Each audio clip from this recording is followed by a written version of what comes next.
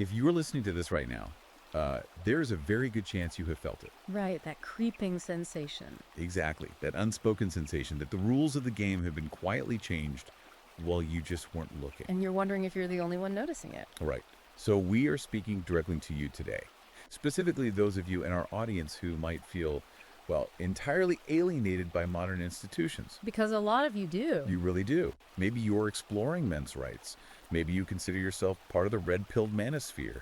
Or, maybe you are just a guy who has looked around at the modern workplace, the dating scene, or the family court system and thought, am I losing my mind? Or is this entire system actively rigged against me? And it is a completely valid question to ask. It is. So today we are promising you a meticulously detailed, unapologetic exploration of exactly how our modern institutions, from K-12 education all the way to the highest levels of corporate HR and the justice system, have radically shifted over the past few decades.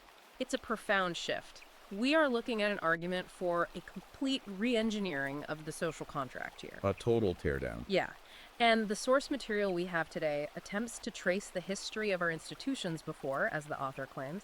They were completely captured by this fusion of feminist and Marxist ideologies. Which is a heavy claim. It is. This isn't just a basic critique of modern culture. It is an autopsy of how the structural pillars of the West were supposedly dismantled and then reassembled with an entirely different set of operating principles. So the mission of today's deep dive is a comprehensive, chapter-by-chapter review of a highly controversial, just utterly explosive 2025 ebook by author Conrad Riker. And the title alone tells you exactly what kind of ride we are in for today. Oh, it really does. It is called Insufferable, High-Maintenance, Unreasonable Bitching, Constant Shit-Testing, Nagging, Character Assassination, and Covert Reputational Attacks. It pulls absolutely no punches. None.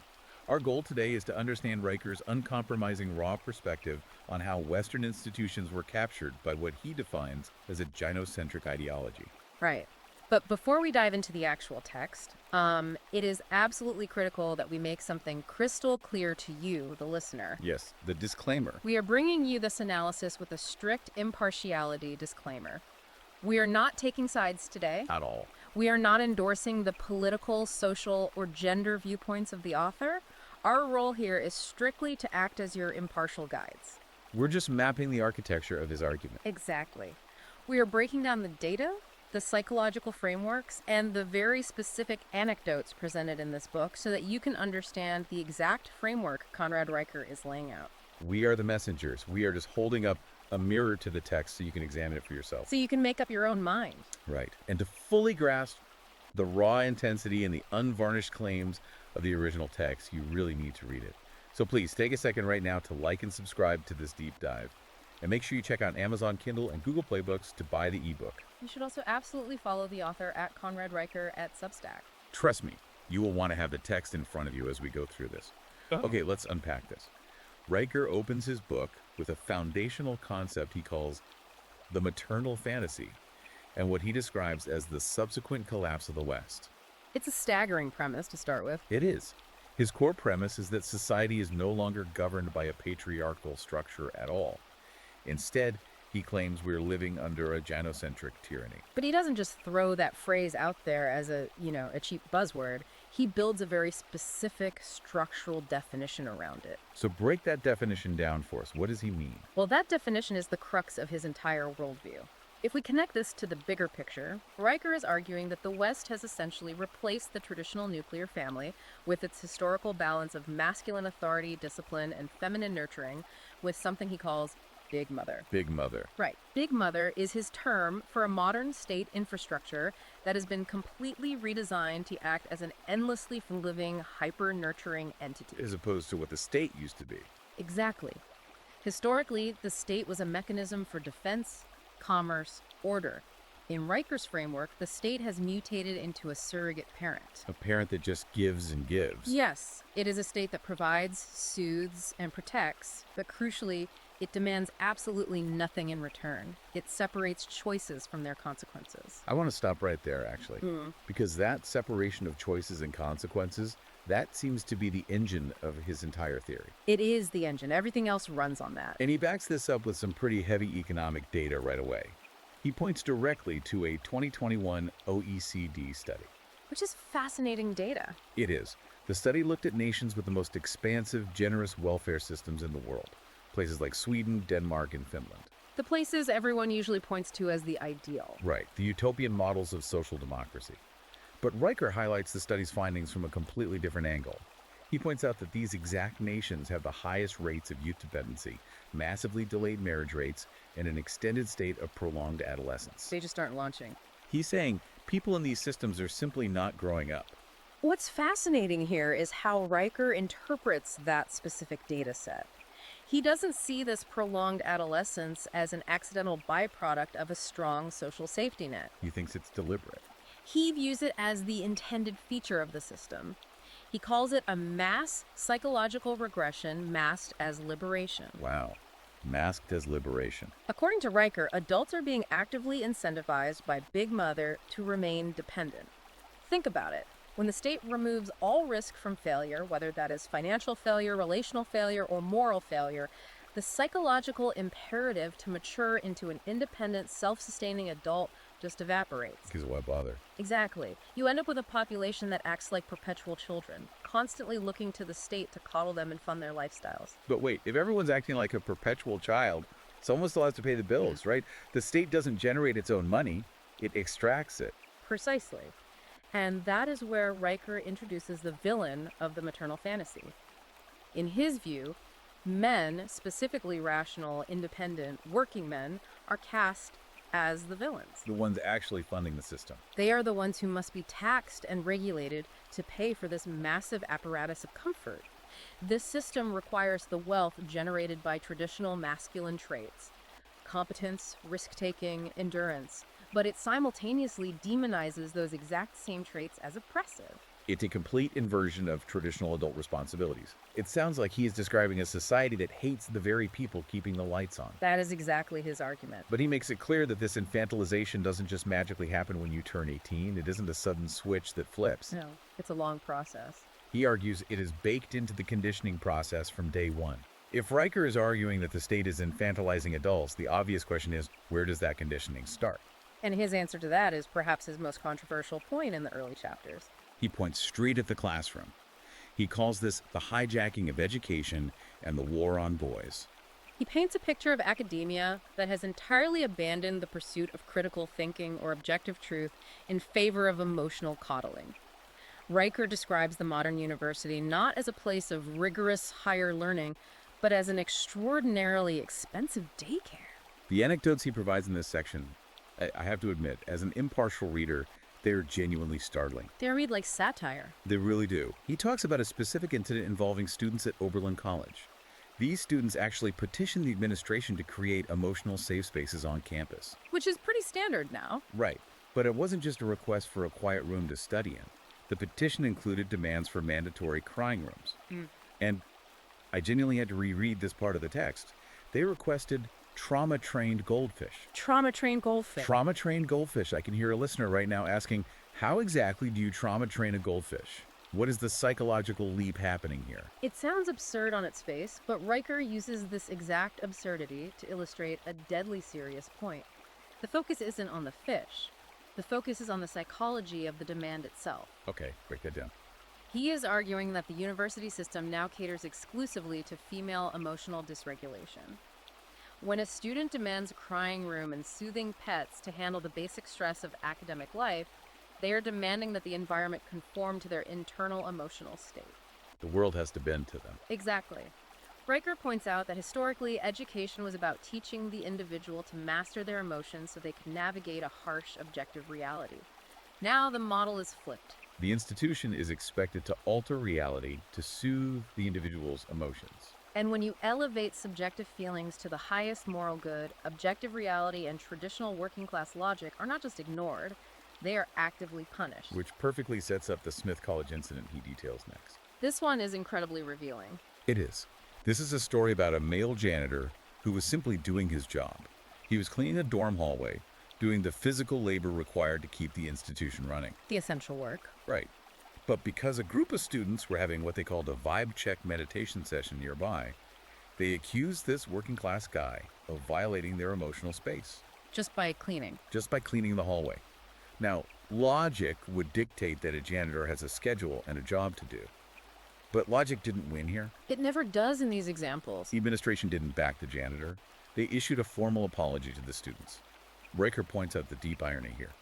An elite institution apologized to wealthy young women who demanded complete silence, rather than defending the working-class man whose livelihood was threatened by a completely irrational complaint. This is a crucial pivot point in Riker's argument. He is demonstrating that in the hierarchy of the new institutions, subjective female comfort outranks objective male utility. Utility loses to feelings. Every time. The janitor's utility cleaning the building was deemed less important than the student's temporary emotional state. And this ideological shift doesn't just manifest in policy, it manifests in the very language the institutions use. Right, the linguistics of it. Riker mentions a college in Vermont that undertook a systematic audit to remove the word man from all campus signs and documentation. Even basic words. Yes, freshman was changed to first-year people. Even the word manhole covers on the street were put under review because the inclusion of the syllable man was deemed inherently triggering and exclusionary. But isn't that just a debate about inclusive language? I mean, a lot of people might say, sure, it's a bit pedantic, but it's just colleges trying to be polite. A lot of people would say that. But Riker argues it goes much deeper than politeness. He views this as a deliberate, systematic erasure of masculinity from the public sphere. How so? When you pathologize the very word for a male human being, you are sending a subconscious signal that masculinity itself is a contaminant that needs to be scrubbed from the environment. That is a dark way to look at it. And if a listener thinks this is just contained to a few hyper-progressive, elite liberal arts colleges, Riker says, you are dead wrong. It goes way down the chain. He takes a very hard look at K-12 education, where the foundation is actually poured. He claims there is an active structural eradication of masculinity happening to boys before they even hit puberty. And he has the numbers for it. He pulls a massive statistic from the National Center for Education Statistics. 76% of all K-12 teachers are female. An overwhelming majority. Riker argues this demographic reality creates a default environment where natural biological boyish behavior is actively penalized because it just doesn't align with female behavioral norms. He breaks down the behavioral expectations in these classrooms. If a young boy naturally wants to lead a group, the system labels him bossy or domineering. Instead of a leader. Right. If he wants to compete, if he thrives on winning and losing, he's labeled aggressive or disruptive. Riker notes that entirely normal childhood games, like playing cops and robbers on the playground, are now routinely pathologized by school psychologists as pre-violent behavior. He brings up a wild example from a school in California. They actually banned touch football at recess. Touch football? Touch football. A classic rough and tumble game that boys have played for generations to blow off steam. And what do they replace it with? Mindfulness circles. Of course. The administrators explicitly stated they wanted to promote nurturing energy and eliminate environments that foster dominance or competition. But hold on, how does Riker connect a ban on touch football to an active eradication of masculinity? Isn't it possible the school just got tired of dealing with scraped knees and angry parents? A skeptic would absolutely make the argument about liability and scraped knees, but Riker argues that misses the forest for the trees. Because it's about more than the game. Exactly. Touch football isn't just about running around. It is an arena where boys learn crucial lessons about managed conflict, hierarchical competence, and fair play within a competitive framework. They're learning how to be men. By removing the physical competition and replacing it with a mindfulness circle, which is a sedentary, internally focused, cooperative exercise, the school is essentially forcing boys to communicate and socialize like girls. Riker asserts that you cannot teach a boy to be a healthy man by treating him like a defective girl. Treating him like a defective girl. That phrasing is intense. And it's not just physical play that's being altered, it's the academic curriculum itself. He goes after the math departments. He details another California school district that has been pushing to replace traditional algebra with something called ethnomathematics. Right. This is a framework that suggests objective mathematics might inherently uphold oppressive power structures and teaches kids that an equation like 2 plus 2 can equal 5 if that conclusion feels right to their lived experience. I read that and thought, this is literally out of George Orwell's 1984. That is exactly the parallel Riker is drawing. When you teach a child that objective mathematical reality is subordinate to their personal feelings, you're completely severing their connection to logic. So what does this all mean for the boys trapped in this system? This raises an incredibly important question, and Riker answers it with absolute bluntness. He concludes that this education system is not broken. Not failing. Right. It is functioning flawlessly, exactly as it was designed to function. Its sole purpose is to produce compliant, emotionally stunted males who are conditioned from kindergarten to apologize for their very existence. And the real-world consequence of this conditioning. Riker cites a reported 18% rise in male dropout rates over just a 2-year period. 18% is a massive jump. Boys aren't just struggling, they are simply checking out. They're looking at a system that views their basic biological nature, their energy, their competitiveness, their need for objective truth, as a disease to be cured, and they are just walking away. It's a bleak picture of the classroom. But Riker doesn't stop there. Because those boys who do manage to survive the K-12 system and the university daycare, they eventually have to graduate. They have to get jobs. They enter the corporate world. And Riker argues that this modern corporate world operates on the exact same set of rules. Which brings us to his analysis of the feminization of the workplace and what he calls institutional gaslighting. If you are a man working in a corporate office right now, Riker's breakdown of HR departments is going to hit very close to home. Very close. He doesn't view HR as a department designed to protect the company or optimize talent. He refers to modern HR departments as kangaroo courts. To build this argument, Riker claims to have reviewed dozens of contemporary Fortune 500 HR manuals. What he found were not policies based on merit, productivity, or objective output. It's all about feelings again. Exactly. He found policies dominated by subjective metrics. He highlights the rise of things like empathy audits and inclusion metrics. These are tools, he argues, that can be weaponized at will by anyone with a grievance, specifically because they rely entirely on subjective feelings rather than objective, provable facts. Let me give you the example he uses because it is mind-bending. He talks about a man who was formally flagged by his company's HR department for having low vibe alignment. Low vibe alignment. What did this guy do? Did he scream at a coworker? Did he steal? No. He wore a suit and tie to the office, while his coworkers wore hoodies and jeans. He just dressed up. His professional attire, literally dressing up for work, was officially deemed intimidating to the rest of the team. He was penalized for his clothing because it made someone else feel inadequate. And this weaponization of feelings reaches an extreme in a 2023 incident. Riker details from Austin, Texas. This one is hard to believe, but it's there. A female employee actually called the police on her male coworker. What was his crime? He was sitting at his desk, silently drinking his coffee. Silent. No words were exchanged. He didn't make a gesture. But she told HR and the police that his silence made her feel unsafe. Riker uses this to highlight the absolute unchecked power of that specific phrase, feeling unsafe. I really want us to pause and look at the mechanics of that phrase because we hear it all the time now. I feel unsafe. How did a feeling become grounds for police intervention against a silent man drinking coffee? What's fascinating here is how Riker frames the evolution of this concept. In the past, safety referred to physical safety. Was there a physical threat of violence? An actual actionable threat. But the definition has experienced massive scope creep. Riker is showing how subjective emotional discomfort has been elevated to the level of an objective, legally actionable truth in the corporate world. The feeling is the reality. If a woman simply states that she feels unsafe, the man is immediately classified as a physical threat, regardless of his actual actions or the lack of evidence. The feeling itself is treated as the evidence. And Riker argues this completely silences male rationality. You can't argue with it. A man cannot defend himself against a subjective feeling. You cannot use a spreadsheet or a video recording to prove you didn't make someone feel a certain way internally. Which brings us to what Riker calls the tyranny of tone policing. Tone policing. It no longer matters what a man says. What matters is how a woman decides to interpret his tone. He tells the story of a Google engineer named Mark. Mark is in a diversity meeting, and the conversation is getting heated and derailed. Mark chimes in and suggests that the team should focus on the data, not the drama. A completely standard business phrase. To any traditional business mind, that is standard objective problem solving. Let's look at the numbers. But HR hit Mark with formal complaints that his request to look at the data was dismissive of lived experience. And we need to emphasize the stakes here. These aren't just slaps on the wrist or awkward meetings. People's entire livelihoods are being destroyed over this. Careers are ending. Riker details the story of a Canadian school teacher who had been working in the district for 17 years.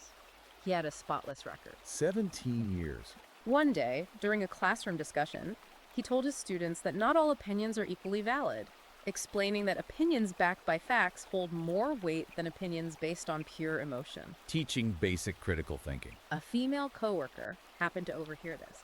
She filed a formal complaint, claiming his words made her, you guessed it, feel unsafe. And this teacher, after 17 years of service, was terminated. He was fired for promoting basic critical thinking. Exactly. Riker's argument is that in the feminized workplace, objective truth is viewed as an act of hostility if it contradicts a protected emotional state. As terrifying as that is for anyone trying to build a career, Riker argues that if you think the workplace is a kangaroo court, you haven't seen anything yet. The corporate world is just a warm-up act. It gets worse. Riker claims that the ultimate expression of this gynocentric tyranny is found in the legal system itself.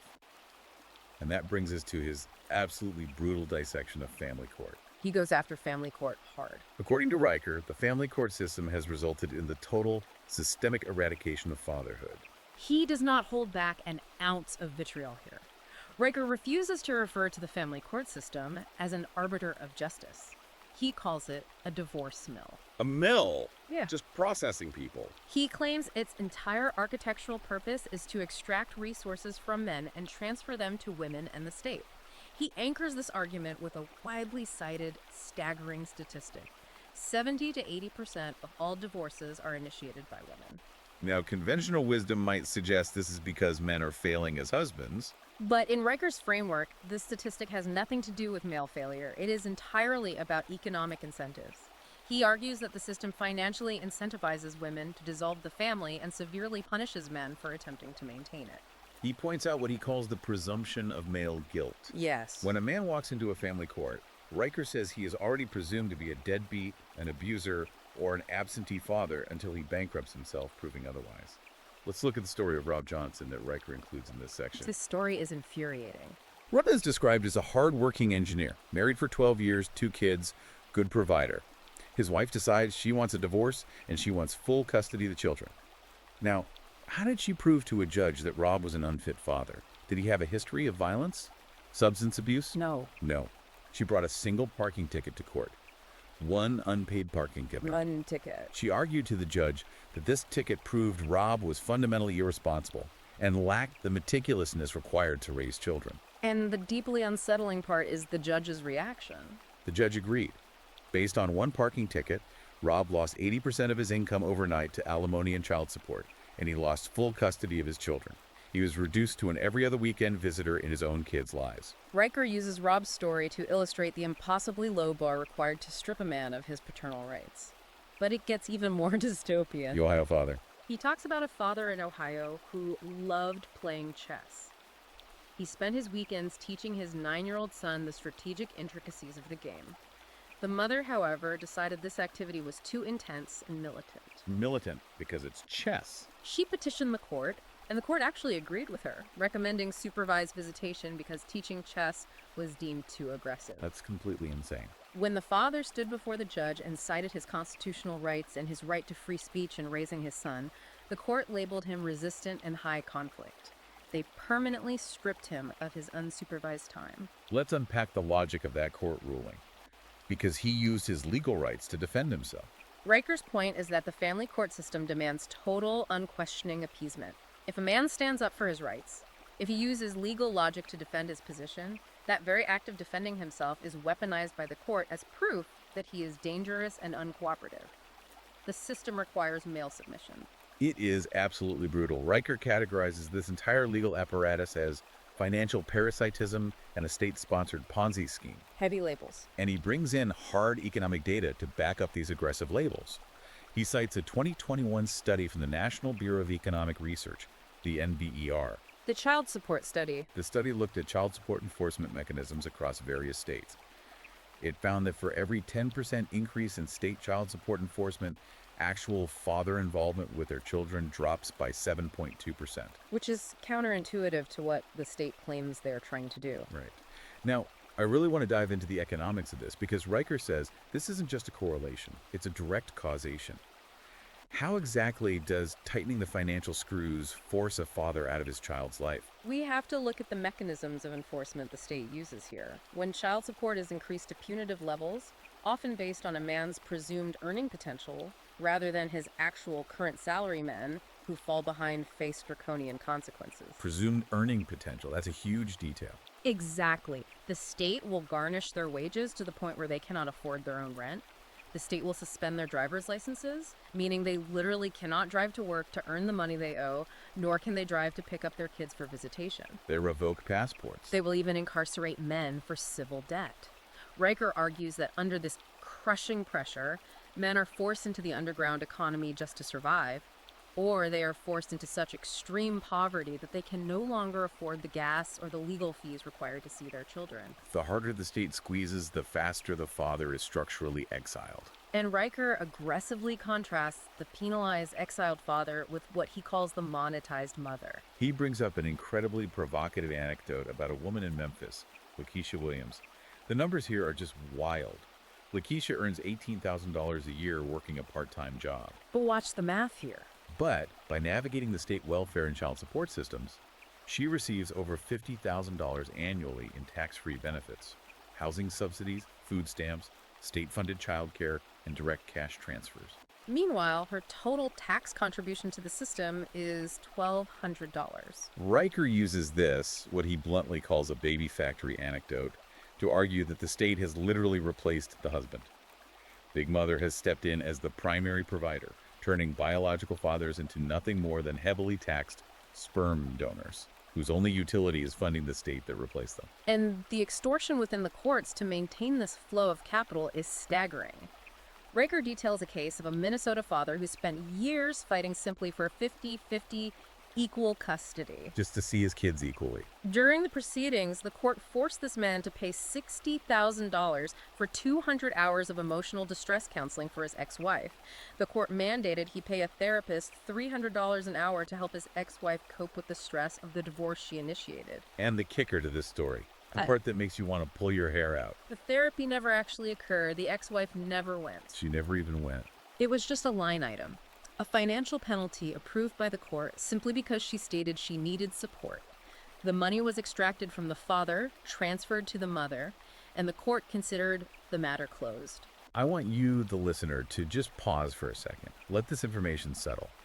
Try to imagine the sheer psychological toll of living in a system like this. It's crushing. Imagine being a man who works 50 hours a week and realizing that your role as a father, your very presence in your children's lives, is treated as entirely optional and completely disposable by the state, right up until the bill comes due. Meanwhile, the role of the mother is unconditionally monetized, fiercely protected, and subsidized by your labor. It is a recipe for complete societal disillusionment. It leads to a profound, paralyzing sense of alienation for millions of men. And Riker argues that this alienation isn't just a side effect, it is actively celebrated and reinforced by our broader culture. The institutions extract the wealth, and the media provides the psychological cover. Which transitions us perfectly into how this is normalized in the public consciousness. Riker dives into media demonization, princess culture, and what he provocatively terms the abortion industrial complex. If the courts are the executioner, the media is the propaganda arm. Precisely. Riker talks about the complete systemic erasure of the competent father from popular culture. All you have to do is look at your TV screens. Riker presents an analysis showing that from 2010 to 2023, 98% of all sitcom dads are portrayed as bumbling, clueless, emotionally stunted idiots who are constantly being saved from their own incompetence by their vastly smarter, eye-rolling wives. It is the Homer Simpson effect, but it has completely metastasized. Right. Homer Simpson was originally a parody of a specific type of blue-collar worker in the 1990s. But Riker argues that over the last decade, this archetype has been universally applied to almost every male lead across all demographics. Men are portrayed as oversized children who need managing. And what happens when the show tries to buck that trend? And get shut down. Riker points out that shows like Last Man Standing, which starred Tim Allen and actually featured a highly competent, problem-solving, authoritative father figure, were abruptly canceled by networks. And they weren't canceled because of low ratings. Last Man Standing was pulling in massive numbers. Riker claims they are canceled simply because they challenge the required cultural narrative. Riker backs this up with industry data. He cites anonymous surveys conducted with female television editors and showrunners. What did the surveys say? These industry professionals freely admit to actively cutting scenes in post-production where male characters show intelligence, stoicism, or competence. Why would they cut good character development? Because, according to their focus group data, competent men don't test well with female audiences. Riker is stating that the media is not reflecting reality. It is actively constructing a false reality where men are inherently unfit and entirely unnecessary to the functioning of the family. But the cultural critique goes to an even darker place. Much darker. He moves from the devaluation of fathers to the devaluation of life and responsibility itself. He shares an anecdote that is, frankly, very hard to listen to. He references an interview from a mainstream media outlet featuring a 29-year-old woman in Miami. This part of the book is tough to read. She was openly discussing her reproductive choices and casually mentioned having 6 abortions in 4 years. While sipping a mimosa during the interview, she told the reporter that she simply wasn't ready to give up her Fire Festival vibes. Fire Festival vibes. When asked about the prospect of motherhood, she described having kids as emotional glamping, temporary and messy. If we connect this shocking anecdote to the bigger picture, Riker is using this extreme example to illustrate the ultimate nihilistic endgame of the maternal fantasy. Break that down. He is arguing that the prevailing ideology demands total, absolute freedom from any biological or moral consequence. It demands the ultimate power, the power over life and death without an ounce of duty. It demands the right to sex without the responsibility of reproduction. Yet simultaneously, it demands that society view these women not as irresponsible actors, but as sacred, empowered victims making brave choices. Riker argues this represents a profound moral rot at the center of the culture, where life itself is totally devalued in the endless pursuit of unburdened, narcissistic emotional validation. It is a harsh, uncompromising, incredibly dark view of modern dating and reproductive culture. It paints a picture of a society completely unmoored from consequence. But if the culture is this misaligned with reality, how is it enforced? Right. How are men kept from simply speaking out and rejecting this framework? Because obviously a lot of men see this happening. What stops them from organizing and pushing back? Riker explains the enforcement mechanism in his breakdown of what he calls the GSR machine and the hijacking of our very language. This is where Riker explains the mechanics of modern social control. GSR stands for gossip, shame, and rally. Riker views this not as a petty high school dynamic, but as an industrial-scale, highly effective weapon used to enforce compliance and destroy male dissent. Let's look at the example he provides to illustrate the GSR machine in action. He talks about a single mother in Toronto. The text message story. Her ex-husband, trying to remain involved in his children's lives, simply sent an email asking for a formal shared custody arrangement. He wanted 50-50 time. A completely standard legal request. In response to this standard request, the mother went into her archives, found old text messages from years ago, completely stripped them of all context, and posted them to a private Facebook network of 200 local women. She framed these out-of-context snippets as proof that he was a dangerous abuser trying to steal her children. The results were catastrophic and instantaneous. Within 48 hours, this man's reputation in his community was completely annihilated. And Riker points out the terrifying mechanics of the rally phase here. No one in that group of 200 women paused to fact-check. No one asked for the husband's side of the story or asked to see the full text thread. The hive mind immediately rallied. They set up a GoFundMe to fundraise for her survival. They contacted his employer, and he lost his job prospects and his entire friend group. There was no trial. There was no defense attorney. There was no presentation of evidence. There was just instantaneous social execution. Riker says this is how modern collectivism becomes pure authoritarianism. The mob replaces the justice system. And he also delves into the physical biology of coercion. He calls this the crying game.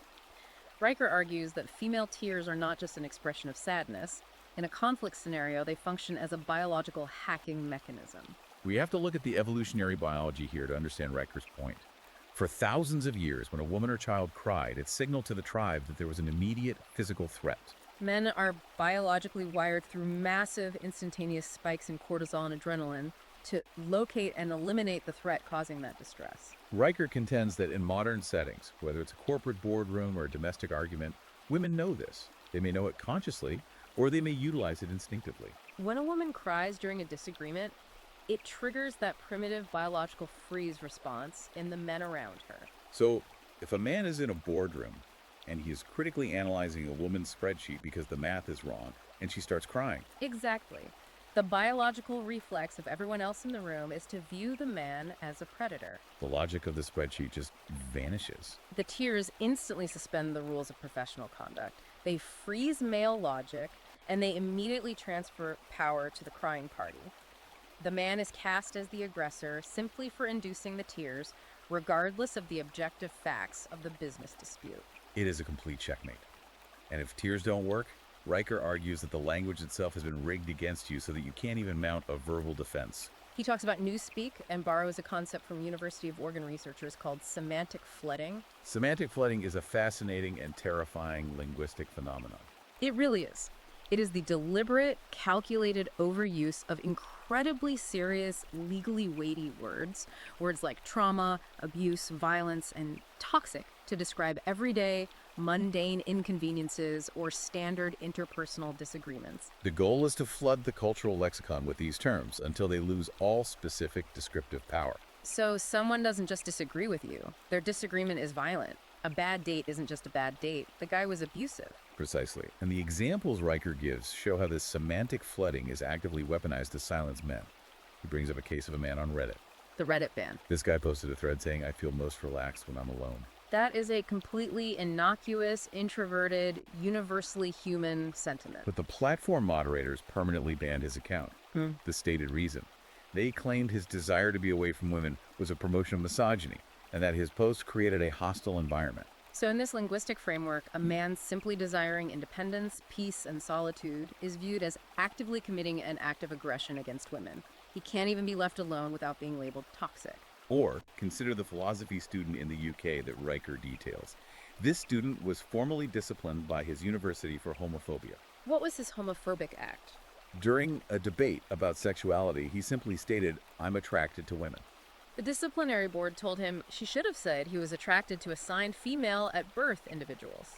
He used biologically accurate, grammatically correct language to describe a standard heterosexual preference, and he was officially punished for committing an act of linguistic violence. This raises a massive question about where this all ends. If you can't use logic, if you can't use standard language, what is left? That leads directly to Riker's ultimate big picture conclusion. He describes the modern linguistic and institutional landscape as totally Kafkaesque. It is a closed loop of insanity. In this world, if you use logic to disagree with a woman, you are engaging in verbal abuse.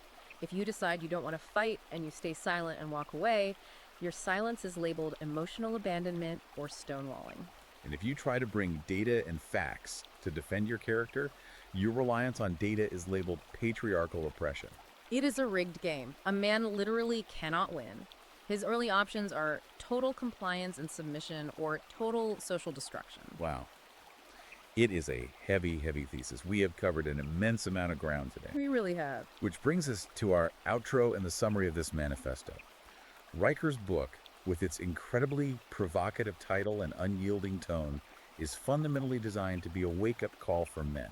He is urging the men listening to stop apologizing for their masculinity. He wants you to reclaim your sovereignty, to stop walking on eggshells in your homes and workplaces, and to build your life around objective truth, strict discipline, and self-respect, rather than constantly trying to appease a system that he believes fundamentally hates you and views you as a utility. And as we wrap up this intense exploration, we must once again remind you, our listener, this deep dive has been a strictly objective exploration of Conrad Riker's claims, his data, and his texts. We are holding up a mirror to his arguments. We have broken down his logic and his examples so you can understand the architecture of his worldview. This analysis is not an endorsement of his political or social viewpoints by us, the hosts. We are not taking sides. We are here to ensure you understand the explosive material he has presented. Exactly. We lay out the pieces of the puzzle. It is entirely up to you to put them together. But we do want to leave you with one final, lingering, provocative thought to mull over on your own. A question that builds directly on the implications of Riker's text, but forces us to look forward. And it's a big one. If, as Riker so aggressively argues, the very language and institutions we use to negotiate our shared reality have been fundamentally altered to favor emotional subjectivity over objective logic, How does a society peacefully resolve its deepest, most existential conflicts when both sides can't even agree on the basic definition of a fact? It is a phenomenal question. It strikes at the very heart of whether a cohesive, functioning society can actually survive this level of institutional and linguistic capture without fracturing completely. It's something you really need to think about. Thank you for joining us on this intense, incredibly deep journey today. Please do us a massive favor. Take a second to like and subscribe to the show so we can keep bringing you these deep dives into the most controversial texts out there. And seriously, do not just take our word for it. You need to read this text for yourself to fully grasp the raw scope and detail of what we just discussed. Go to Amazon Kindle and Google Play Books right now to buy the ebook. Read the unvarnished text. And don't forget to follow the author at Conrad Riker at Substack for his ongoing commentary. Until next time, keep your eyes open, question the narratives, and keep digging deep.